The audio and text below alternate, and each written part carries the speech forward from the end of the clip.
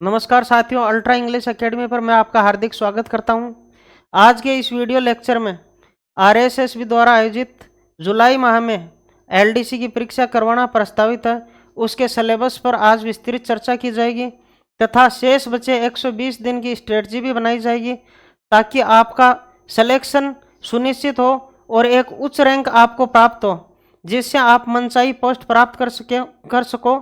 मैं ज़्यादा टाइम नहीं लेते हुए सीधा ही पेपर सेकंड में आने वाले दो सब्जेक्ट्स है, इंग्लिश और हिंदी, जिनमें इंग्लिश के सिलेबस पर प्रकाश डाल देता हूं। इसमें सिलेबस में अपने एक टॉपिक दे रखा है, tense and sequence of tense. Tense इसका मतलब होता है और, या, अथवा। टेंस कहो इसको, चाहे इसको सीक्वेंस ऑफ टेंस कहो, ये एक ही टॉपिक है। ये अपने सिलेबस में मेंशन कर रखा है। इसमें जैसा कि सबको पता है, प्रेजेंट टेंस होता है, पास्ट टेंस होता है और फ्यूचर टेंस होता है। ये तो नॉर्मल बातें अपने को पता ही है। जब इनको अपन पढ़ेंगे डिटेल से तो इनमें सबसे पहले बात की जाएगी हेल्पिंग वर्ब की, उसके बाद मेन वर्ब की बात की जाएगी और ख़ास तौर पर अपने को एडवर्ब्स याद करनी पड़ेगी। ये तीन चीज़ें अपन ने अगर याद कर ली तो इन टेंस का कोई भी क्वेश्चन अगर करेक्ट फॉर्म ऑफ वर्ब का भी आ रहा है, करेक्ट फॉर्म ऑफ वर्ब का कोई भी क्वेश्चन आ रहा है तो अपन सही कर लेंगे। लगभग 5-6 क्वेश्चन एलडीसी के 75 क्वेश्चन जो इंग्लिश के आते हैं उनमें से रिपीट हो जाते हैं। इनको अपन डिटेल से पढ़ेंगे वन बाय वन। इसके अलावा जो एक नीचे टॉपिक दे रखा है ट्रांसलेशन का, यहाँ से ये टॉपिक इसमें भी काम करेगा अपने। ट्रांसलेशन टेंस से रिलेटेड भी आएगी, कुछ ये नरेशन है इनसे रिलेटेड भी आएगी, वॉइस से रिलेटेड भी आएगी, प्रेपोजिशन से रिलेटेड ट्रांसलेशंस भी आएंगी, आर्टिकल की ट्रांसलेशन भी आएंगी, डिटर्मिनर की भी आएंगी। बहुत सारे टॉपिक इंग्लिश ग्रामर में दे रखे हैं, जिन सब की ट्रांसलेशन अपन जब टॉपिक पढ़ेंगे उनके साथ साथ करते रहेंगे और जो कुछ बच जाएगा उनको अलग से ले लेंगे, या फिर आपकी डिमांड रहेगी तो अपन इस टॉपिक को अलग से ले लेंगे वन बाय वन। पहले ग्रामर के टॉपिक कर लेंगे, ट्रांसलेशन को लास्ट में रख लेंगे। तो टेंस के बाद अपने सिलेबस में मेंशन कर रखा वॉइस। ये टॉपिक इंग्लिश में ही नहीं हिंदी में भी अपने वाच्य नाम से आता है। वाच्य, कृत्रिवाच्य और कर्मवाच्य आते हैं, जिसमें कृत्रिवाच्य एक्टिव वॉइस हो गया और कर्मवाच्य हो गया पैसिव वॉइस। इनमें डूअर और डूअर बोल दो या सब्जेक्ट बोल दो नॉर्मल भाषा में, इनको डूअर बोल दो या नॉर्मल भाषा में सब्जेक्ट बोल दो। इनकी प्रोमिनेंसी होती है वहाँ पर बनता है एक्टिव वॉइस, और जहाँ पर ऑब्जेक्ट की प्रोमिनेंसी होती है वहाँ पर पैसिव वॉइस बनता है। अभी फिलहाल केवल मैं आपको सिलेबस ही बता रहा हूँ, इसलिए इतनी चर्चा करेंगे। अपने सिलेबस में वॉइस का टॉपिक भी मेंशन है, टेंस का हो गया, वॉइस का हो गया, नरेशंस जिनको अपन डायरेक्ट इनडायरेक्ट के नाम से पढ़ते हैं, एक ये भी है। इनमें भी 4-5 क्वेश्चन आते हैं। Next, transformation of sentences. ये टॉपिक बहुत बड़ा टॉपिक है अपने आप में, परंतु एलडीसी के सिलेबस में केवल ये 3 नाम ही मेंशन कर रखे हैं। ये इतना ही नहीं है, ये देखना आप, इस पर चर्चा मैं बाद में करूंगा। जैसे नरेशन का टॉपिक है, ये खुद अपने आप में ट्रांसफॉर्मेशन का टॉपिक है, ट्रांसफॉर्मेशन की हेडिंग के अंतर्गत आता है। ये जो वॉइस का टॉपिक है ये भी ट्रांसफॉर्मेशन की हेडिंग के अंतर्गत आता है। अब बात की जाए ट्रांसफॉर्मेशन होता क्या है, तो ट्रांसफॉर्मेशन 2 शब्द है, देखो मोटा मोटी, ट्रांस प्लस फॉर्म। ट्रांस मानी चेंज करना, बदलना, फॉर्म मानी रूप। अपने को केवल रूप में, फॉर्म में चेंजमेंट करना है। अगर फॉर्म में अपन ने चेंजमेंट कर दिया तो वो ट्रांसफॉर्म हो गई, परंतु इसके साथ साथ ध्यान ये रखना है कि केवल फॉर्म में ही चेंजमेंट होना चाहिए। चेंज केवल क्या होएगी, चेंज केवल फॉर्म होएगी और मीनिंग सेम रहेगा। मीनिंग रहेगा अपना सेम, मीनिंग रहेगा सेम, और फॉर्म क्या होगी, ये तो होगी चेंज और ये मीनिंग रहेगी सेम। मीनिंग को सेम रखते हुए फॉर्म में बदलाव करना ही ट्रांसफॉर्मेशन कहलाता है। अब जैसा कि 2 टॉपिक तो ऊपर अलग से नाम दे रखे हैं, वॉइस का और नरेशन का, ये भी ट्रांसफॉर्मेशन की हेडिंग में आते हैं वैसे मूल रूप से, बट उन्होंने सिलेबस में अलग से मेंशन किया तो अपन अलग से पढ़ लेंगे। फिर इस हेडिंग में 3 चीजें दे रखी है इन्होंने, assertive to negative, interrogative and exclamatory, तीन चीजें हैं। इस असर्टिव के ही दो पार्ट होते हैं, जैसे पॉजिटिव वाला हो गया अफर्मेटिव, ये हो गया पॉजिटिव, और इसका दूसरा पार्ट हो गया नेगेटिव, ये दो पार्ट हो गए। अब ट्रांसफॉर्मेशन में बदलाव कैसे होगा, जैसे अफर्मेटिव सेंटेंस आपको मिलेगा और इसकी फॉर्म चेंज करके आप नेगेटिव में लाओगे। दूसरा अफर्मेटिव दे रखा है, इसको इंट्रोगेटिव में चेंज करोगे। तीसरा अफर्मेटिव में दे रखा है, इसको एक्सक्लेमेटरी में ले जाओगे आप। इस प्रकार इंटरचेंज करना अपने को। आगे और चलते हैं तो एक वर्ड लिखा हुआ वाइस वर्सा। वाइस वर्सा का मतलब होता है कि जो काम अपन ने इधर से किया, अफर्मेटिव से अपन नेगेटिव में आए हैं, अफर्मेटिव से अपन इंट्रोगेटिव में आए हैं, अफर्मेटिव से एक्सक्लेमेटरी में आए हैं, ये काम अपने को वापस करने, रिवर्स करने। एक्सक्लेमेटरी से अफर्मेटिव में जाओ, इंट्रोगेटिव से अफर्मेटिव में जाओ, नेगेटिव से अफर्मेटिव में जाओ। इस प्रकार इन तीनों को आपस में कैसे भी इंटरचेंज करवा सकता है, पॉजिटिव नेगेटिव करवा सकता है इनको। परंतु ध्यान ये रखना है कि केवल फॉर्म ही बदलनी है अपने को, फॉर्म ही बदलनी है, मीनिंग सेम रहना चाहिए। अगर मीनिंग सेम है और फॉर्म ही चेंज हुई है, इसका मतलब ट्रांसफॉर्मेशन हो गई। अगर मीनिंग भी बदल गया तो मीनिंग बदल गया, दैट मीन्स ट्रांसफॉर्मेशन नहीं हुई है। फिर इनका इंटरचेंज तो हो गया, अफर्मेटिव से नेगेटिव तो बन जाएगा, इंट्रोगेटिव भी बन जाएगा, एक्सक्लेमेटरी बन जाएगा, परंतु मीनिंग भी चेंज हो गई। तो ये नॉर्मल अपन ने बदलाव किया है। अपन ने अफर्मेटिव से नेगेटिव बना दिया नॉर्मली सेंटेंस को, अपन ने इंट्रोगेटिव बना दिया एक्सक्लेमेटरी, बट वो ट्रांसफॉर्मेशन की कैटेगरी में कतई नहीं आएगा। एग्जामिनर बहुत सारे ऐसे क्वेश्चन डालता है जिसमें ट्रांसफॉर्मेशन नहीं होती है, बट वो अफर्मेटिव से नेगेटिव दिखते हैं, और ऐसा ऑप्शन दिखते हैं, अपन क्या करते हैं उस पर टिक कर देते हैं, ओके मेरा ट्रांसफॉर्मेशन हो गया। और जब आंसर की आती है तो अपने को लगता है ये तो गलत हो गया, फिर अपन उसकी गहराई में जाते हैं, और गहराई में जाएंगे तो आपको पता चल ही जाता है कि क्या हो गया, मामला गड़बड़ हो गया। ट्रांसफॉर्मेशन का मतलब है कि मीनिंग सेम की सेम ही रखनी है, अपने को आगे भी ऑप्शन पढ़ने हैं, अदरवाइज इसमें माइनस मार्किंग अपने को मिल जाएगी। जब अपन टॉपिक पढ़ेंगे 1 बाय 1 तो इसको डिटेल से पढ़ाया जाएगा, इस पर विस्तृत चर्चा की जाएगी। नेक्स्ट टॉपिक आता है आर्टिकल एंड डिटरमिनर्स। अब ये अपने आप में डिटरमिनर्स खुद एक टॉपिक होता है। ये डिटरमिनर्स ही दो प्रकार के हो गए, एक तो ये आर्टिकल वाला हो गया ए टाइप में, इधर मैं लिख देता हूँ, जैसे इसमें ए टाइप में ये ले लेते हैं, ए ले लेते हैं, एन ले लेते हैं और द ले लेते हैं, तीन हो गए। मोटा मोटी ये दो ही होते हैं, ए और एन तो एक हो गया, एक ये द हो गया। कैसे भी पढ़ो, दो पढ़ो या तीन पढ़ो, आंसर इन तीनों के आएंगे रिक्त स्थान में। तो इनके दो रूप मान लो, तीन मान लो, पर स्टैंडर्ड इंग्लिश में इनको दो रूप माना गया, ये एक और एक ये हो गया आर्टिकल्स। फिर कुछ डिटरमिनर होते हैं जिनको अदर डिटरमिनर की हेडिंग के अंतर्गत अपन पढ़ते हैं। अदर में जैसे सम हो गया, एनी हो गया, मच हो गया, मैनी हो गया, इसके अलावा फ्यू फैमिली हो गई, फ्यू है, ए फ्यू है और द फ्यू है। कुछ लिटिल वाले हो गए, लिटिल है, ए लिटिल है और द लिटिल हो गया। इस प्रकार और भी बहुत सारे हैं जिनकी चर्चा अपन टॉपिक पढ़ेंगे तब करेंगे। तो ये इजी है, ज़्यादा टफ नहीं है। बस ये हो सकता है कि काफ़ी दिन हो गए आपको पढ़े हुए, कोई किसी ने लास्ट में 12वीं क्लास में पढ़ा होगा, किसी ने फर्स्ट ईयर में पढ़ा होगा, उसके बाद आप लोगों ने ये छोड़ दिए, तो आपको ऐसे दिखने में टफ लग रहे होंगे। बाकी ये बहुत इजी है, बहुत सरल है। अगर LDC एग्जाम की बात की जाए तो सबसे ईजी उसमें अपने इंग्लिश ही पढ़ेगी। बस ऐसे डर लग रहा है कि ये इंग्लिश है, हिंदी मीडियम में बच्चे लगभग पढ़ के आते हैं, तो उनके ये इंग्लिश दिखते ही कुछ ऐसा दिमाग में बहुत सा सवार हो जाता है कि क्या पता क्या आ गया, और वो उसको पढ़ के ही नहीं देखते। और कई बार जब फिर घर आने के बाद थोड़ा बहुत जो इंग्लिश का जानकार है वो बताता है तूने तो यही छोड़ दिया यार, फिर वो कहता है अरे यार मैंने तो इसको पढ़ा ही नहीं, ये तो बहुत ईजी था, ये तो 10th में था, ये 11th में था, ये तो 8वीं में था, ऐसी बातें करता वो। तो एक बार पूर्ण मनोयोग से आप इनको पढ़ लोगे और एक बार रिवीजन कर लोगे तो ये चीजें इजी लगने लग जाएगी आपको। इसके बाद मैं चलता हूं प्रेपोजिशंस पर। अपन बोलते हैं इनको प्रीपोजिशन करते रहते हैं। पहली बात तो ये होता है प्रेपोजिशंस। अगर आपको करेक्ट प्रोनाउंसिएशन भी नहीं आ रहा तो कोई बड़ी बात नहीं है, एलडीसी के एग्जाम में प्रोनाउंसिएशन पूछना भी नहीं है। तो इनमें जो टॉपिक आते हैं कुछ जैसे ऑन हो गया, अबव हो गया, बिलो हो गया, सिंस हो गया, फॉर हो गया,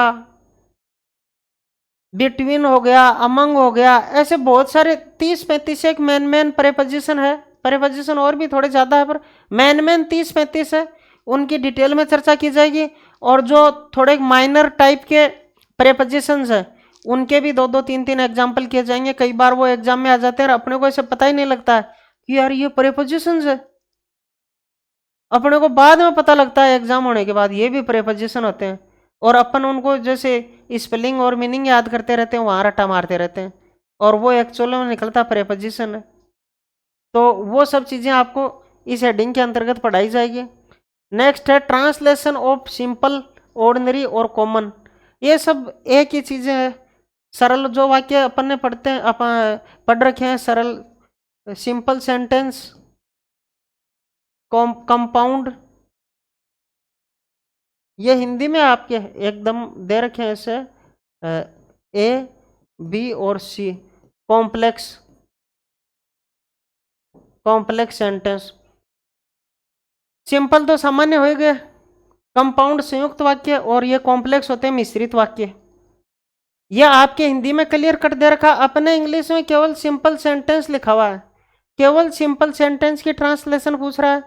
फिर भी अपन इन तीनों की भी करेंगे, इसके अलावा ट्रांसलेशन नहीं पूछ रहा। ये सॉरी देखे क्या पूछ रहा, ट्रांसलेशन ऑफ सिंपल, हाँ ट्रांसलेशन ही पूछ रखी है इसने। सिंपल सेंटेंस सिलेबस में मेंशन कर रखा है इसने।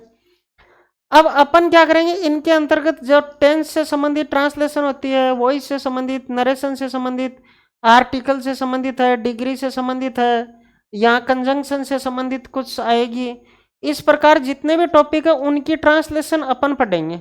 एग्जामिनर हो सकता है कहीं से भी पूछ ले।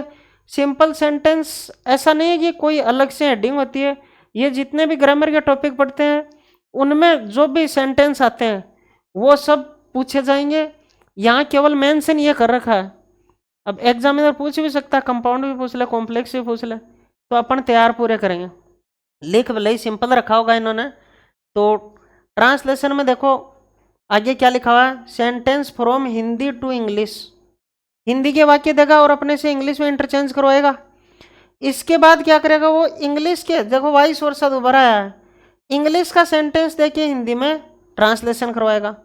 तो 5 क्वेश्चन इधर हिंदी टू इंग्लिश और 5 क्वेश्चन इंग्लिश टू हिंदी, याद एक बार करेगा काम 2 बार हो जाएगा। भाई हिंदी से इंग्लिश में चेंज करवाए, चाहे इंग्लिश से हिंदी में चेंज करवाए। जैसे कि ऊपर एक सेंटेंस देखा है, डायरेक्ट से इनडायरेक्ट में चेंज करना अपन सीखते हैं, पर ध्यान ये रखना है कि इनडायरेक्ट से डायरेक्ट भी चेंज करवा सकता है अगला, और करवाता ही है। ऐसे एग्जाम में आज तक जैसे 5 क्वेश्चन पूछे तो 3 इनमें आ गए, 2 इनमें से भी आते हैं, या कई बार एक पूछ लेता है। कई बार एक्टिव से पैसिव तो हर बार करवाता है। कई बार क्या करता है, पैसिव से एक्टिव करवा लेता है, और अपने दिमाग में ये रहता है कि और एक्टिव से पैसिव करना है, एक्टिव से पैसिव। बंदे ने पहले ही पैसिव दे दिया, कह रहा है इसका करेक्ट एक्टिव वॉइस कौन सा होगा, अपन उस पैसिव वॉइस दे रखा उसका पैसिव वॉइस करते फिरते हैं आगे, और वो ऑप्शन में मिलता ही नहीं है। 5-4 मिनट 5-7 मिनट खपा खुपू के अपने को लगता है इसमें ये हो सकता है, ऐसे टिक मार देते हैं ये हो सकता है, उसको सही भी मान लेते हैं, और रियलिटी में वो होता ही नहीं। क्योंकि करना क्या है, एक्टिव वॉइस और पैसिव का आप पैसिव करोगे तो ये तो डेफिनेट है कि वो एक्टिव वाला आंसर तो अपनी जद से बहुत दूर दूर तक रहेगा, तो साफ साफ गलत होएगा। और 1/3 माइनस मार्किंग शायद इसमें है, वो अपन उसका लड्डू जिम लेंगे। तो अपने को ऊपर इंस्ट्रक्शन में साफ साफ पढ़ना कि एक्टिव से पैसिव करवा रहा है या पैसिव से एक्टिव करवा रहा है। रिवर्स करवाते हैं आजकल, ज़्यादा करवाने लग गए हैं, पहले कोई एक आधा डालते थे, दो डालने लगे, फिर अब हो सकता है 3-4 कितने भी डाल दें। ये माइंड गेम है। अपने को आता तो एक्टिव से पैसिव और पैसिव से एक्टिव, बट वो एक्टिव डालता डालता एक में क्या करेगा, पैसिव से एक्टिव करो, और अपने दिमाग में लगा हुआ एक्टिव करना, बस वही मामला गड़बड़ हो जाता है। आपको मटेरियल कितना आता है ये तय नहीं करता आपका सिलेक्शन, उस मटेरियल को जितना को याद किया उसका एप्लीकेशन कितना बेस्ट करते हैं अपन। अगर एप्लीकेशन बेस्ट हो गया तो अपना सिलेक्शन हो जाएगा, बढ़िया रैंक भी मिल जाएगी। अगर एप्लीकेशन नहीं हुआ तो फिर लास्ट में करते हो, अरे यार क्या हो गया यार, ये तो मेरे को आ ही रहा था, फिर ऐसे ही करते रहेंगे, अगली वैकेंसी पता नहीं कब आती है यार, क्या होएगा यार। 2-3 साल बर्बाद हो जाते हैं, पढ़ाई पूरी ऐसी चले जाती है। केवल 3 घंटे में माइंड अपन अगर स्थिर नहीं रखे तो ध्यान ये रखना है कि बंदा क्या क्या करवा रहा है। ऐसे इसमें डायरेक्ट से इनडायरेक्ट, इसमें भी यही चीज हो गई, इनडायरेक्ट से डायरेक्ट करवाए चाहे डायरेक्ट से इनडायरेक्ट करवाए, चाहे बंदा एक्टिव से पैसिव चाहे पैसिव से एक्टिव। ध्यान देने की बात है, ये फालतू बातें नहीं बता रहा मैं। ऐसी बहुत सारे लोग चकमे खा के आए हैं और सिलेक्शन से बाहर हुए मटेरियल आते आते। ऐसे ये ट्रांसफॉर्मेशन का टॉपिक है, इस पर मैंने चर्चा नहीं की थी। वो बंदा ऐसे लिखेगा एग्जाम में कि transform into negative, transform into interrogative, transform into exclamatory. तब तो अपने को ट्रांसफॉर्मेशन करनी है, यानी फॉर्म चेंज करेंगे और मीनिंग सेम रहेगा। बट वो अगला ऐसे ही कहेगा normal, change into negative, change into interrogative, तो वहां ट्रांसफॉर्मेशन नहीं होगी। फिर ये ध्यान रखना है। ऐसे क्वेश्चन ग्रेड 1 ग्रेड 2 इसमें 1-2% आते रहते हैं असिस्टेंट प्रोफेसर वगैरह में। वो क्या करता है, ट्रांसफॉर्म इनटू ऐसे करवा के लाता है एग्जामिनर, अपने दिमाग में सेट हो जाता है transform into transform into transform into, और लास्ट में एक क्वेश्चन ऐसा देगा चेंज इनटू नेगेटिव। और अपन क्या वो एम में ऑप्शन रखेगा, कौन सा एम में कौन सा रखेगा, एम में ट्रांसफॉर्म वाला रखेगा, और अपने दिमाग में ट्रांसफॉर्मेशन ठूसी हुई है तो अपन उसको कर देंगे, और बंदे ने नॉर्मल चेंज करवाया है। तो ऐसे भी एक दो क्वेश्चन हर एग्जाम में आते हैं। लास्ट टाइम जो एलडीसी की एग्जाम हुई थी उससे पहले एक एग्जाम हुई थी एलडीसी की, तब मैं बच्चों को ऑफलाइन बैच में पढ़ाया करता था। तो मैंने उनको, जो मेरे स्टूडेंट्स थे, उनको समझाया था कि एग्जामिनर ऐसे ट्रांसफॉर्म करता करता लास्ट में वो नॉर्मल ला के पटकेगा और अपन ट्रांसफॉर्म करेंगे। मैंने वो पेपर तो नहीं देखा था, पर स्टूडेंट्स ने फ़ोन किया था मेरे को तुरंत एग्जाम होने के बाद कि सर अगर आपने वो ट्रिक नहीं बताई होती तो हम तो इनमें ट्रांसफॉर्म करके आ जाते, और नीचे वाले जो 3-4 सेंटेंस है वो गलत होते पक्की। तो एक अच्छे मेंटर और अच्छे टीचर की विशेषता यही होती है कि वो बच्चों को बताए कि एग्जाम में भी ऐसे क्वेश्चन आएंगे। यहाँ पढ़ा के चला जाना बेटर नहीं है, और आपने पढ़ लिया वो भी पर्याप्त नहीं है। अब पढ़ा भी दिया बहुत अच्छे से पढ़ भी लिया, परंतु एग्जाम में आपने टैकल उनको नहीं किया, क्योंकि आपको एक्सपीरियंस है नहीं। आप पहली बार या दूसरी बार जा रहे हो एग्जाम देने, और वहां पर वो घुमा के ऐसे चोट मारेगा तो अपन फिर कंफ्यूज हो जाएंगे। और पहले से अगर सर ने बता रखा आपको ऐसे एग्जाम में क्वेश्चन को घुमाएगा, इस प्रकार घुमाएगा, ये लैंग्वेज रहेगी, तो उसमें क्या होगा कि आप भ्रमित नहीं होगे और आप करेक्ट आंसर को हिट करोगे, और फिर आपकी रेंज में सिलेक्शन रहेगा। तो ये चीजें थी कि उसको हल कैसे करते हैं। बाकी टॉपिक जब चलेगा तो अपन और चर्चा करेंगे उस पर। यहां तक हो गया था। अब देखो आगे है correction of sentences including subject verb agreement. ये पूरा एक ही टॉपिक है, सब्जेक्ट वर्ब एग्रीमेंट। ये 3 अलग अलग टॉपिक नहीं है, एक ही टॉपिक है। सब्जेक्ट का वर्ब के साथ कैसा एग्रीमेंट रहेगा। सब्जेक्ट सिंगुलर है तो वर्ब भी एज ए सिंगुलर के रूप में काम में ली जाएगी। सब्जेक्ट अगर प्लूरल है तो वर्ब भी प्लूरल के रूप में काम में ली जाएगी। वैसे वर्ब सिंगुलर प्लूरल हुआ नहीं करती है, इसके अकॉर्डिंग ये जैसे आता है वैसे ही इसको लाना है, उसके अकॉर्डिंग लेके आना है। जैसे प्लूरल आ गया तो इसके अकॉर्डिंग वर्ब को लेके आना है। सिंगुलर और प्लूरल का कंसेप्ट वर्ब का नहीं है, ये केवल इसमें इन दोनों में से नाउन का कंसेप्ट है। बट समझाने के लिए और समझने के लिए अपन ऐसे याद कर लेते हैं कि सिंपल ये सॉरी क्या कहते हैं इसको, कि सब्जेक्ट सिंगुलर आएगा तो वर्ब भी सिंगुलर आएगी, और सब्जेक्ट प्लूरल आएगा तो वर्ब भी प्लूरल आएगी। जबकि ये सिंगुलर और प्लूरल होते ही नहीं है, केवल ये होते हैं इसके अकॉर्डिंग अपन काम में लेते हैं।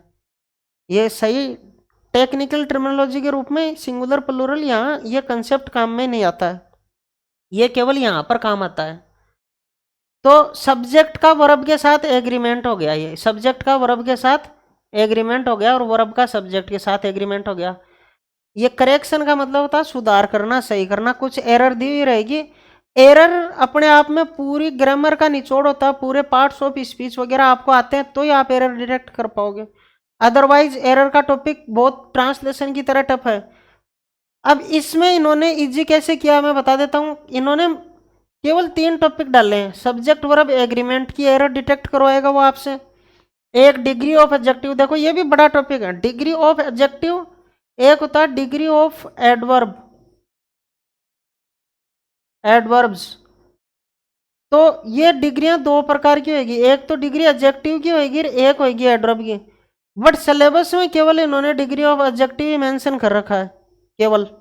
तो यहाँ भी आधा काम इजी हो गया। यहाँ एक टॉपिक ये अगला लिखा हुआ कनेक्टिव्स। कुछ कंजंक्शन वगैरह या और थोड़े से शब्द होते हैं उनको कनेक्टिव कहा जाता है, जो दो सेंटेंस, क्लोज, फ्रेज या वर्ड आदि को जोड़ने का काम करते हैं, उनको कनेक्टिव्स। नाम में ही है कनेक्टिव, कनेक्शन करना, आपस में जोड़ना। तीन ये हो गए, एक, दो और तीन। नेक्स्ट दे रखा वर्ड्स रॉन्गली यूज्ड। कुछ वर्ड्स ऐसे होते हैं जैसे या तो स्पेलिंग में गड़बड़ कर देंगे, या फिर जैसे मैं एक नाम लिखूं प्रिंसिपल, PRINCIPAL, एक मैं इसके ही दूसरा लेता हूं जैसे प्रिंसिपल PRINCIPLE। अब वो अगला वाक्य ऐसा देगा आपको कि उसमें इस प्रिंसिपल को यूज में लेना है, बट वो ये लिख देगा प्रिंसिपल काम में ये लेना है वाक्य में, और लिख दिया ये। अब अपने को अगर ट्रांसलेशन वगैरह या इनका हिंदी वर्जन याद है तो अपन आराम से एरर डिटेक्ट कर लेंगे, करेक्ट कर देंगे। फिर एरर को डिटेक्ट करके वाक्य को, एरर मानी गलती, गलती को अपन डिटेक्ट कर लेंगे, उसका पता कर लेंगे कि गलती इसमें क्या है। उसके बाद यह पता चल जाएगा कि ये रॉन्गली यूज्ड कर रखा है और सही इसका ये है, तो अपन उसको वाक्य में वहाँ फिट कर देंगे। या फिर उसके पार्ट्स बनाए हुए रहेंगे, ए पार्ट में एरर है, बी पार्ट में है, सी में है, तो अपने को आराम से पता चल जाएगा कौन से में गड़बड़ है। और ये दूसरा कन्फ्यूजेबल वर्ड है, वहाँ भी आपके सिलेबस में मेंशन कर रखा है, तो कन्फ्यूजेबल वर्ड याद करेंगे अपन, वहाँ से भी ये टॉपिक, इसको हल करने में वहाँ से भी अपने को हेल्प मिलेगी। नेक्स्ट है ये देखो, glossary of officials technical terms with their Hindi versions. Glossary का नॉर्मल अर्थ शब्दावली होता है।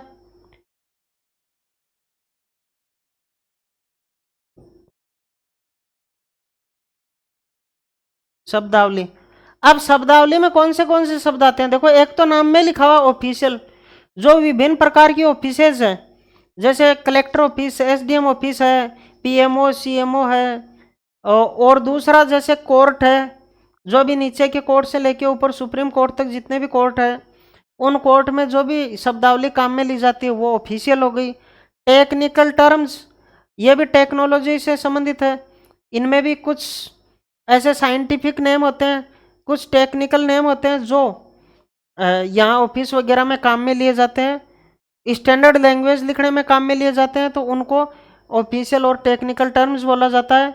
तो इनके क्वेश्चन कैसे आएंगे, इनके इंग्लिश में देखिए, हिंदी में आपसे मीनिंग पूछा जा सकता है इनका, और इनका देखो हिंदी में देख, इंग्लिश में देखिए हिंदी में पूछा जा सकता है, और इंग्लिश में देखिए हिंदी में पूछा जा सकता है।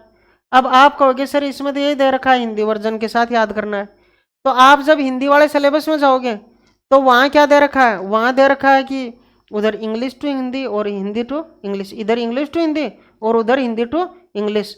तो यहाँ भी अगर 5 क्वेश्चन आ गए या 4 आ गए तो 4 वहाँ भी आएंगे। एक बार इंग्लिश वाले सर ने भी अगर आपको ये चीज़ें करवा दी तो हिंदी में भी वही रहेगी।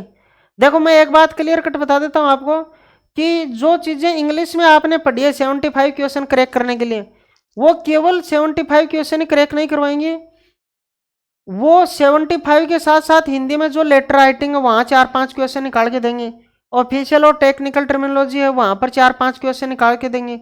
अभी और बताऊंगा मैं आगे आगे, सिंपल है, कंपाउंड है, कॉम्प्लेक्स है, ये चीज़ भी वहाँ काम आएगी। एक जैसे वॉइस का टॉपिक है, वहाँ पर 3 प्रकार के होते हैं वाच्य। अगर हिंदी में अपने को पता नहीं चल रहा तो नॉर्मली अपन ट्रांसलेशन कर लेंगे ना, तो आपको 100% पता चल जाएगा एक्टिव वॉइस है या पैसिव वॉइस है। तो वहाँ से ट्रांसलेशन करके अपन इजीली ट्रेस कर सकते हैं कि वाच्य कर्मवाच्य है, कर्तृवाच्य है या भाववाच्य है। हिंदी में 3 होते हैं, इंग्लिश में 2 होते हैं। तो ये इंग्लिश बहुत काम करेगी, और लगभग 30 क्वेश्चन आपके अगर इंग्लिश ढंग से याद है तो हिंदी में भी कवर करवाएगी। वो कवर कैसे होंगे मैं अभी थोड़ा सा 2 मिनट लेके और हिंदी के सिलेबस पर भी प्रकाश डालूंगा मैं।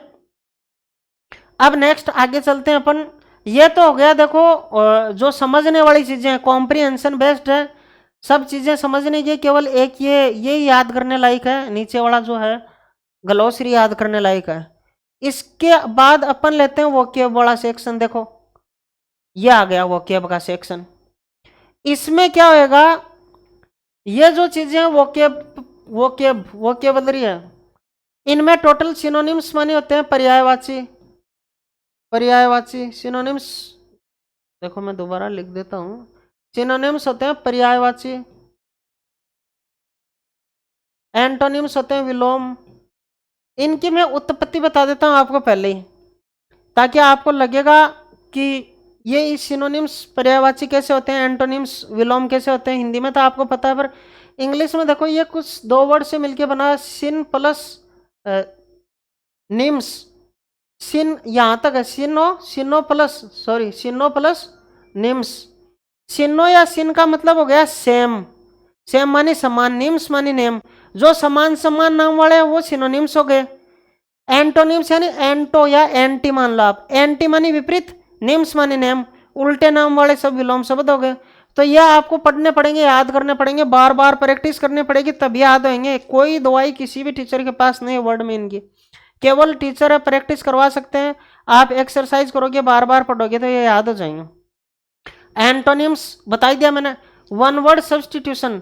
वन वर्ड क्या होते हैं, वाक्य दिया हुआ रहता है एक पूरा, और उस वाक्य के पढ़ के अपने को उसको एक वर्ड में बनाना होता है। जैसे मैं नॉर्मली बताऊं, अपन कक्षा 8 में 7 में से पढ़ते हैं कि जो लोहे का काम करने वाला होता है तो एक वर्ड बताते हैं अपन लोहार, सोने का काम करने वाला सुनार।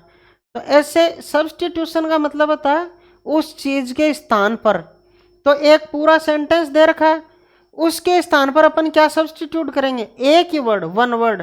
आयरन स्मिथ, गोल्ड स्मिथ, ये वन वर्ड सब्स्टिट्यूशन हो गए। इनमें 60% या 50% ऐसे रूट वर्ड से बनते हैं, वो बहुत इजी है।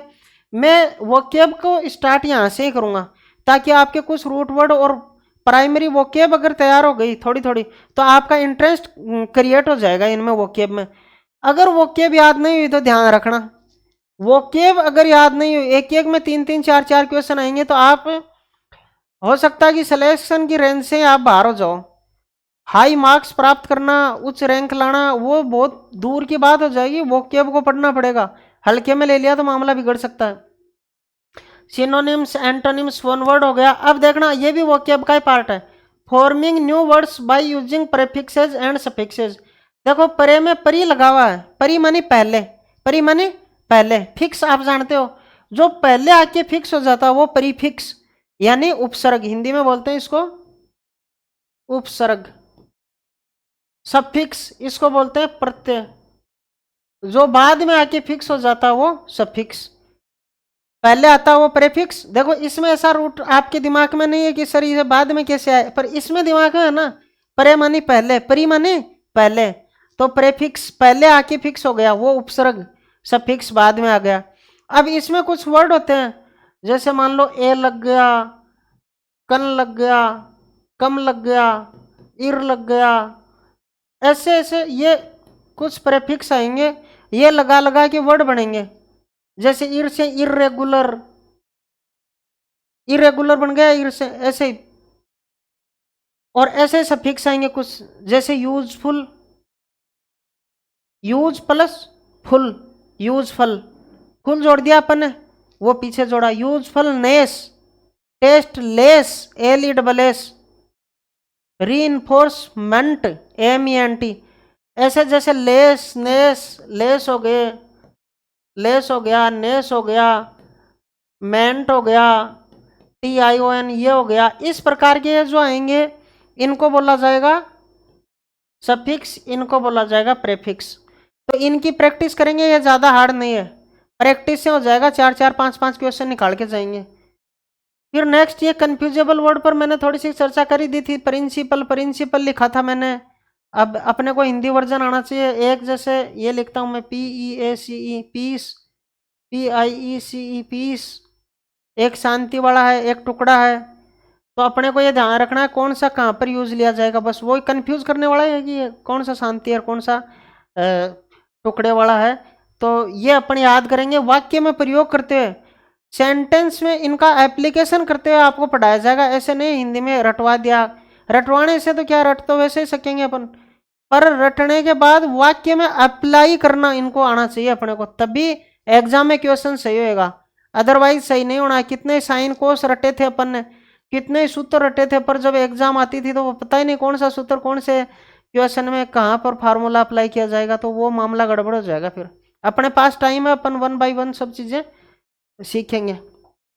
नेक्स्ट है कॉम्प्रिहेंशन ऑफ गिवन पैसेज। एक पैसेज दिया हुआ मिलेगा, अपने को 10th 12th या कॉलेज लेवल में सबसे इजी टॉपिक लगा करता था, लाइन मिला देंगे उसमें पैसेज के तो मेरे 10 नंबर आ ही जाएंगे। आजकल बच्चे जैसे एग्जाम का दौर है, आज लगभग एग्जाम में खत्म हो गई है, तो ये पैसेज देख के बच्चे गदगद हो जाते हैं। पर ध्यान रहे, इस इंग्लिश ग्रामर में अगर सबसे टफ टॉपिक कोई है तो वो है पैसेज का टॉपिक। अगर आपको ये वहम निकालना है कि पैसेज सरल होता है तो मैं बताता हूँ, बैंक का पैसेज जाके देख लो आप, या एमए परिवेश में चलता है इंग्लिश लिटरेचर वालों के, वो पैसेज जाके देख लेना आप, पूरा वहम निकल जाएगा कि पैसेज इजी होता है। कई कई बार इनमें, अब की बार जैसे 11th क्लास में भी हाफ ईयरली एग्जाम में बहुत टफ पैसेज आया था एक, बच्चों को कुछ मिला ही नहीं था लाने मिलाने के लिए, तो कई बार स्कूली लेवल पर भी टफ पैसेज आ जाया करते हैं। इनकी भी 10-15 की प्रैक्टिस करेंगे अपन। इनमें भी देखो ये एंटोनिम्स सिनोनिम्स ये है, यहाँ पर ये काम आएंगे। पैसेज के लास्ट में 2-3 क्वेश्चन होते हैं, वहाँ सेम वर्ड, सिमिलर या अपोजिट या एंटी ऐसे करके पूछा जाता है, जो गिवन पैसेज में से आपको डिटेक्ट करने होते हैं। तो ये टॉपिक यहाँ भी काम देंगे। कई बार अपने पास टाइम नहीं बचा अपनी लापरवाही की वजह से, तो अपन हो सकता है कि ऊपर वाले 5 छोड़ के नीचे आ जाएं इनमें, कि अपने को एंटोनिम्स आता है, सिनोनिम्स आता है, वन वर्ड आता है, तो ये 3 तो कर सकते हैं ना अपन क्विक, 2-3 सेकंड में अपन एक ट्रेस कर लिया, दूसरा कर लिया, यानी 20 सेकंड में अपन तीनों चारों कर सकते हैं। ऐसे कई बार टाइम अपनी ही लापरवाही या नेग्लिजेंसी की वजह से रही हो तो अपन ऐसा कर सकते हैं। पर मैं ये सजेशन नहीं दे रहा, इंग्लिश और हिंदी का पेपर बहुत ही ईजी आता है, और ईजी नहीं भी आता तो भी टाइम कंज्यूम नहीं करवाता है आपसे, तो ये आराम से हो जाएंगे। नेक्स्ट दे रखा है देखो, knowledge of writing letters, letter का टॉपिक आ गया है यहाँ पर। इसमें ऑफिशियल लेटर है, डेमी ऑफिशियल लेटर है, ये लेटर के पार्ट हो गए। ऑफिशियल यानी कार्यालय पत्र, अर्ध कार्यालय या अर्ध शासकीय पत्र हो गया, डेमी का मतलब हो गया हाफ, अर्ध। और सर्कुलर होते हैं, परिपत्र बोलते हैं इनको, नोटिस, टेंडर्स, टेंडर्स निविदाएं वगैरह होती है, टेंडर हो गए। इनमें से अपन स्कूली लेवल में ये चीज़ें पढ़ते हैं, ऑफिशियल लेटर पढ़ते हैं, डेमी ऑफिशियल भी पढ़ लेते हैं, नोटिस भी पढ़ते हैं। सर्कुलर और टेंडर का टॉपिक है वो अपने साहित्य वाले जो सब्जेक्ट होते हैं, इंग्लिश लिटरेचर हुई, हिंदी, संस्कृत, उर्दू, उनमें ये आते हैं, अपने 12th तक आ जाते हैं कहीं ना कहीं ये, पर जो नॉर्मल कंपलसरी सब्जेक्ट है वहाँ नहीं आता। तो ये टॉपिक भी इतना इजी नहीं है, भले अपने को लग रहा होगा। जैसे मैं बता देता हूँ आप क्या क्या एरर करते हो, 2-4 तो मैं यही बता देता हूँ। आप लिखते हो to the headmaster, to the headmaster, यही गलती हो गई है एक तो।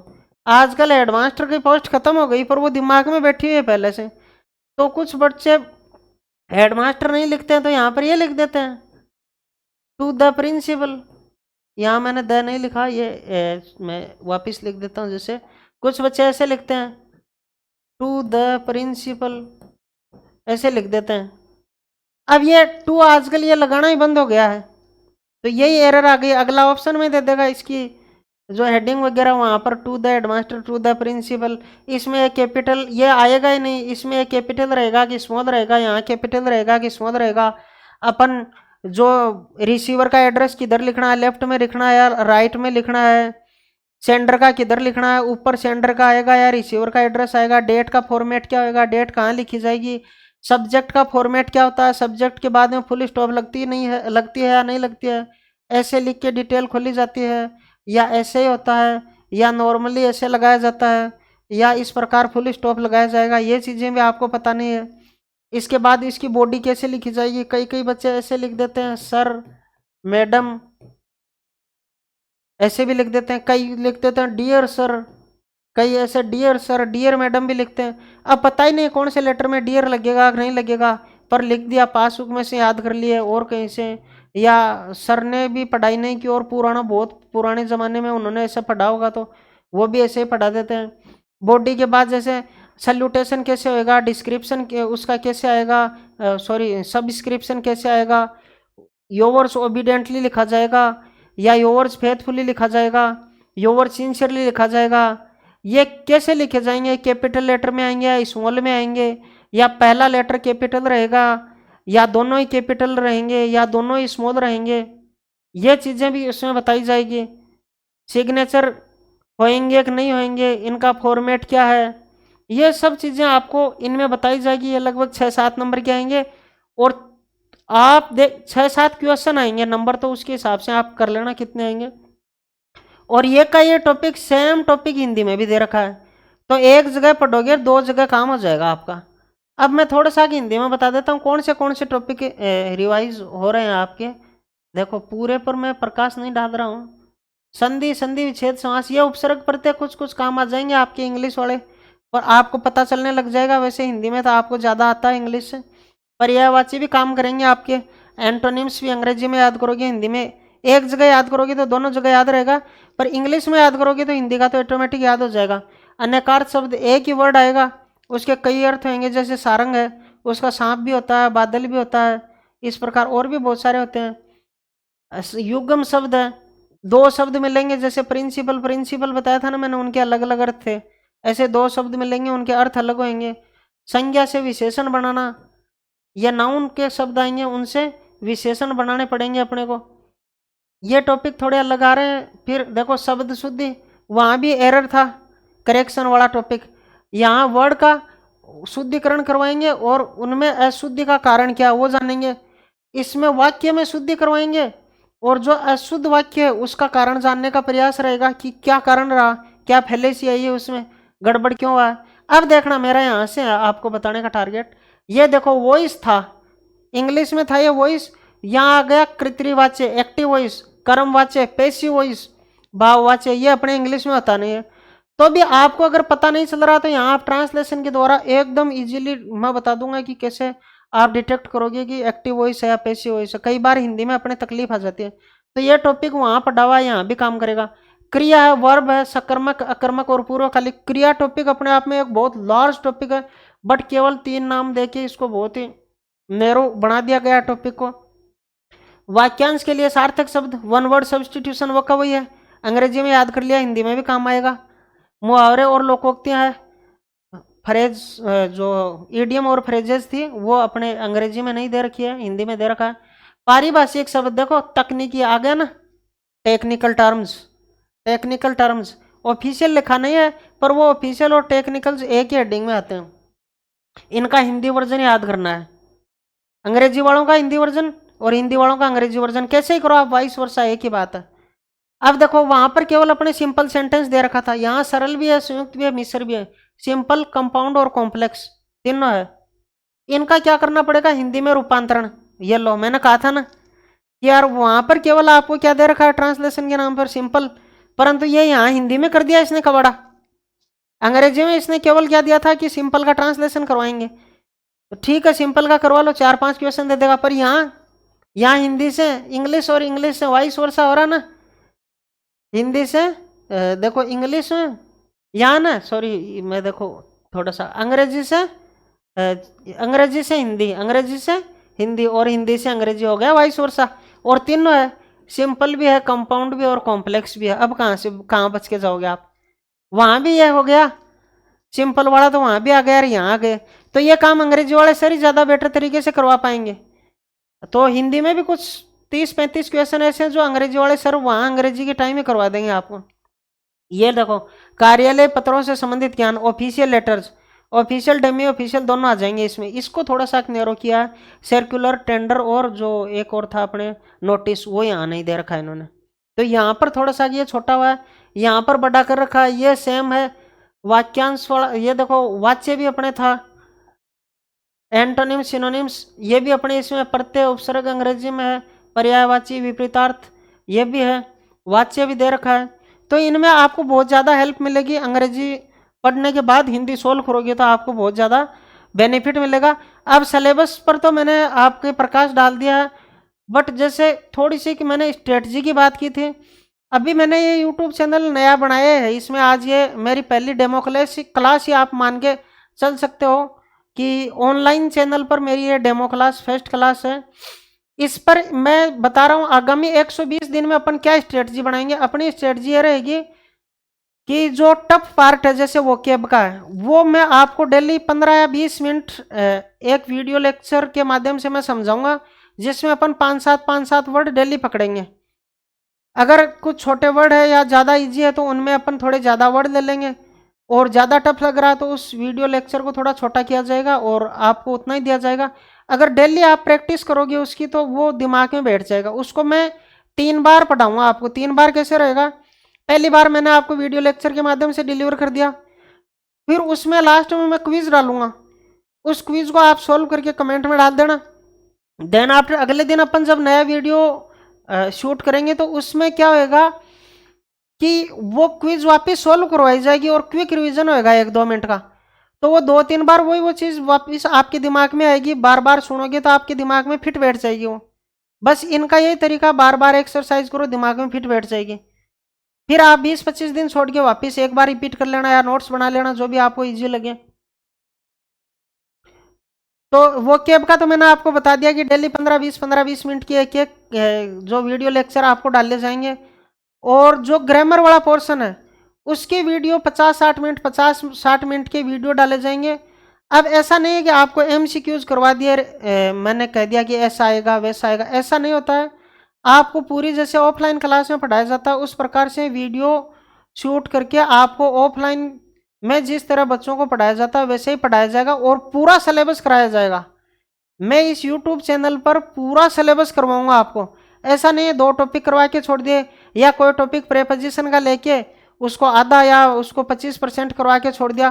पूरा सिलेबस आगामी 120 दिन में करवा के 100 दिन में पूरा सिलेबस करवा दूंगा मैं। अब 100 क्यों लग रहे हैं? कई कई ऐसे वादा कर देते होंगे कि 20 दिन में या 30 क्लास में संपूर्ण कोर्स। नहीं होता भाई साहब, कतई नहीं होता। 100 दिन में भी ये मान लो कि आप बहुत रेगुलरिटी रखेंगे और रोज पढ़ेंगे तो 100 दिन में कंप्लीट होएगा वो सिलेबस। फिर उसमें देखना आप प्रश्न पढ़े कि नहीं पढ़े, क्वेश्चन सोल्व हो रहे हैं कि नहीं हो रहे। उसकी डेली क्विज होएगी वीडियो की, वो कैब वाले वीडियो में भी क्विज होएगी और जो अपन ग्रामर का पढ़ेंगे उसमें भी क्विज करेंगे। MCQs दूंगा मैं आपको डेली, अगले दिन रिवीजन होएगा थोड़ा सा। जब लास्ट में 20-25 दिन बचेंगे तो फिर MCQs की सीरीज आएगी, वो भी बिल्कुल यूट्यूब पर फ्री रहेगी। PYQs कराए जाएंगे आपको, जो भी लास्ट में एग्जाम हुई है LDC की नहीं, सभी एग्जाम जो RPSC की या SSC वगैरह जो भी एग्जाम हुए उनके PYQs भी आपको करवाए जाएंगे, ताकि आपको लगेगा कि ये चीज़ें जो अपन ने पढ़ी है वो अपन कर पा रहे हैं या नहीं कर पा रहे हैं। और कुछ थोड़ा सा एडवांस लेवल का बताया जाएगा। आजकल एग्जाम है वो कॉम्प्रिहेंशन बेस्ड हो गई है, समझ पर आधारित हो गई है। ऐसा नहीं है कि अपन ने ऊपर से रट लिया और काम निकल जाएगा। ऑप्शन भी वो ऐसे ऐसे बनाते हैं कि फिर उनको समझना पड़ेगा सबको। तो उसके लिए एक्सरसाइज करनी बहुत ज़रूरी है अपने लिए। एक्सरसाइज भी यहाँ करवाई जाएगी, बदलते हुए पैटर्न के अकॉर्डिंग ही टीचिंग होएगी, उसके अकॉर्डिंग एक्सरसाइज आएगी। और मैं केवल एग्जाम ओरिएंटेड मटेरियल ही यहाँ पर दूंगा आपको। पढ़ाने को एक एक वर्ब का टॉपिक ऐसा, ये टेंस ही मान लो आप, जैसे टेंस का टॉपिक इतना बड़ा कि 1 महीने चला दो, तब तक तो अपनी एग्जाम हो जाएगी 2 टॉपिक में। तो अपने को इतना कोई गहराई में नहीं उतरना है, एग्जाम ओरिएंटेड मटेरियल आपको दिया जाएगा। और आप फिर देखना, विश्वास करना कि जैसे मैं एक बात बीच में बोल देता हूँ कि जैसे आप 5-4, 5-7 या 8-10 क्लासें देखोगे तो आपको लगने लग जाएगा कि अपने लाइक के क्लासें आ रही है या नहीं आ रही है।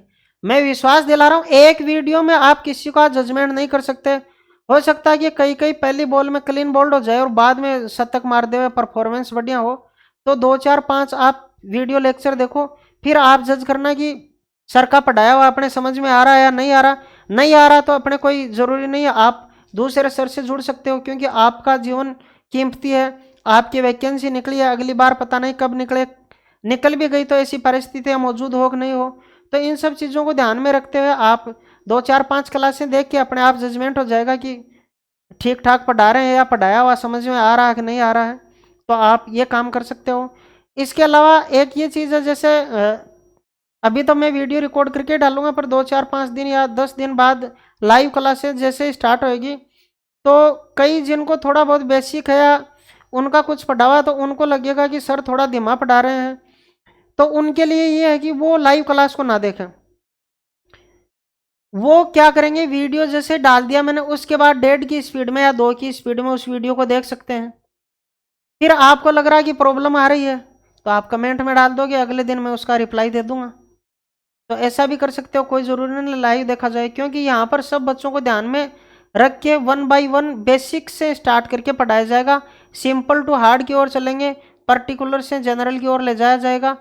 तो हो सकता है कि आपको लगे कि सर धीरे पढ़ा रहे हैं या फिर ये मटेरियल तो हमको आ ही रहा है, वो आ रहा है, पर उसमें से एक चीज़ ऐसी निकल के आएगी जो एग्जाम में आ जाएगी, एक्सेप्शन टाइप की होएगी, उनके लिए अपन थोड़ा टाइम देते हैं। बाकी जो नॉर्मल चीज़ें वो सब जगह आती है, तो नॉर्मल चीज़ों से कुछ नहीं होने वाला है। एग्जाम में थोड़ी सी एक एडवांस लेवल की चीज़ें आएंगी। उन 5-7 क्वेश्चन को करने के लिए अपने को 2-4-5 महीने की स्टडी करनी पड़ेगी, तब जाके अपन औरों से 10-12 नंबर एक्स्ट्रा ला पाएंगे। पूरा सिलेबस कंप्लीट यूट्यूब के माध्यम से होएगा, आधे अधूरे वीडियो नहीं डाले जाएंगे। हो सकता है वो पार्ट्स में आ जाएं, जैसे टॉपिक बढ़ा है तो 2 पार्ट, 3 पार्ट, 4 पार्ट ऐसे, और पार्ट्स तो बढ़ेंगे ही, वीडियो पूरे पढ़ाए जाएंगे तो आपको टॉपिक पूरे पढ़ाए जाएंगे। तो ये चीज़ें ध्यान रखनी है आपको। तो मैं अब राम राम करता हूँ, ज़्यादा टाइम जाया नहीं करते हुए। धन्यवाद।